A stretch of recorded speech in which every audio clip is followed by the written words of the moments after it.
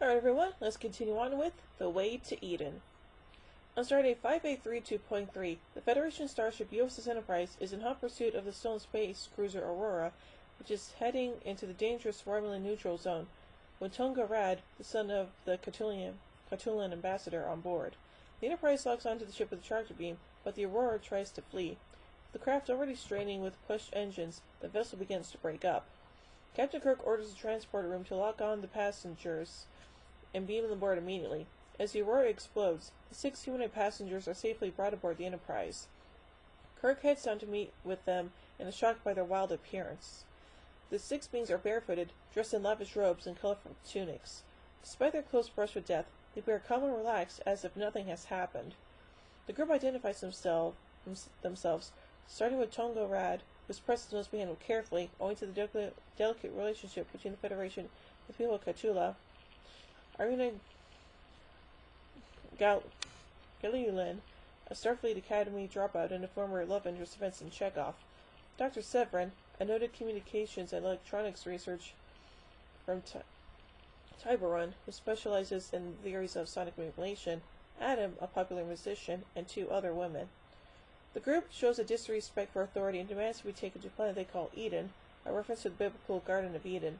Eden's existence is believed to be a myth, however. The group refuses to cooperate with Kirk, calling him Herbert. However, the group is impressed by First Officer Spock, who understands their philosophy. Spock makes an oval symbol of peace hand gesture and simply says, "One." The group responds with the same gesture. "We are one." They ask Spock, "Are you one, Herbert?"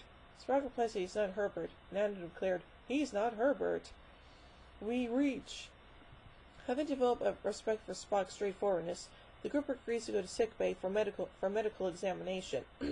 Meanwhile, Spock explains to Kirk that Herbert is a derogatory term for a rigidist, high-bound person, named for an imaginative minor official, notorious for his limited patterns of thought. Medical scans reveal the party to be in good health, except for Dr. Severin, who was the carrier of the Syntheochus novae virus, which has been accidentally created by technological society. The disease is fatal to anyone who hasn't been vaccinated, but he nonetheless insists that the planet of Eden will somehow cleanse him, and that his group will build a new civilization, the likes of which the galaxy has never seen before. After interviewing him, Spock concludes that Severin is clinically insane. Kirk orders Severin to be quarantined to prevent the virus's spread. However, his group loudly protests the decision, insulting Kirk further with a song. Spock attempts to reason with Severin and offers help in finding Eden in exchange for his cooperation. Instead, they emphasize this with the group. There is no insanity in what they seek. Severin is taken to a holding cell while his group is allowed to freely walk the Enterprise. The group, however, secretly plans to take over the ship. Gee, what a shock. Adam distracts the crew of the music concert, where even Spock joins in. Meanwhile, Chekhov is alone with Irina, and the 2 revive their old feelings for each other. While Chekhov is distracted, Irina manages to gain access to the ship's navigation computer. Tonga distracts Lieutenant Sulu with interest in Sulu's botany project, then slips away to free Severin. Tonga knocks out a guard and lets Severin out of his cell. The group heads down to auxiliary control and changes the Enterprise's course for Eden. Once the crew realize what is happening, Severin renders all Enterprise crew unconscious with an ultrasonic frequency broadcast through the intercom. Once the Enterprise arrives at Eden, a planetary Romulan territory, Severin and his followers steal the Galileo 2 shuttlecraft and head down to the planet. Kirk manages to reach auxiliary control and deactivate Severin's sonic device. He then joins Spock, Chief Medical Officer Dr. McCoy, and Chekhov and beams down to Eden to fetch the group. They materialize in a lush and beautiful garden, a real Eden by all outward appearance. Suddenly, Chekhov severely burns his hand when he touches a flower and McCoy scans his wound.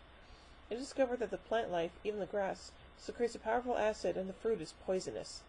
McCoy informs Kirk that their clothing will protect them from the acid for a while. The team soon finds Adam, the only one in the group not barefoot, lying dead on the ground, half-eaten fruit in his hand. Severin and the other survivors are then found in the shuttlecraft, all with severe acid burns on their feet. Kirk tries once again to convince them that this paradise is completely uninhabitable, but Severin refuses to listen and bites into one of the fruits. The poison kills him in a matter of seconds. Irina, heartbroken how things have turned out, goes to the bridge to say goodbye to Chekhov. Luckily, no Romulans arrive, and everyone returns to the Enterprise and heads back to Federation space. Spock advises her not to give up their search for Eden and believes they will either find it or create one for themselves. Yeah, that's actually pretty true there. Anyway, let's look at some production elements of this story.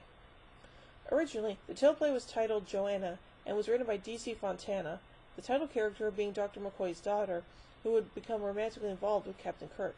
Later, she was changed to Irina, and Chekhov instead was made her foil. Fontana's script was so heavily rewritten that she asked her name be removed from it and replaced with her pseudonym Michael Richards, a pen name Fontana also used for the episode That Which Survives. In a 2009 interview with AV Club, Charles Napier recalled auditioning for the part of Adam, which was his first guest starring role.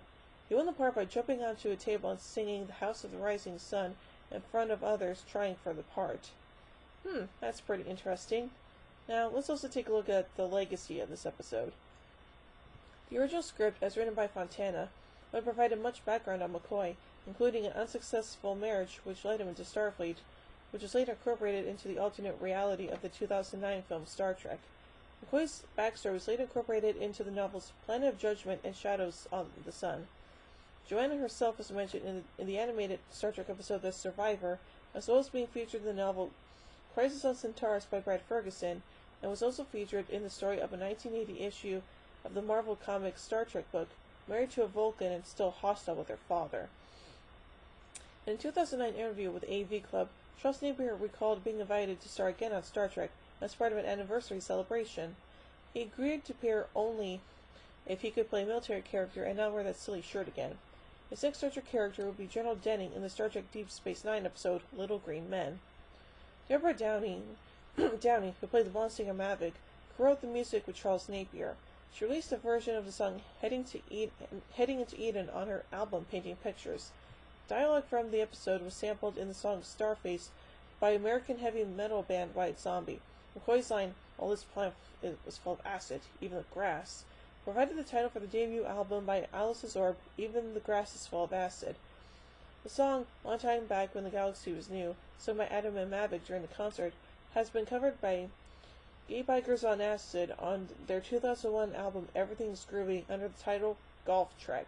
So yeah, it's pretty interesting and somewhat influential episode overall.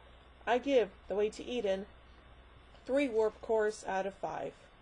Well, join me a little bit for the final episode look at today, The Cloud Miners. So, until then, live long and prosper, everybody.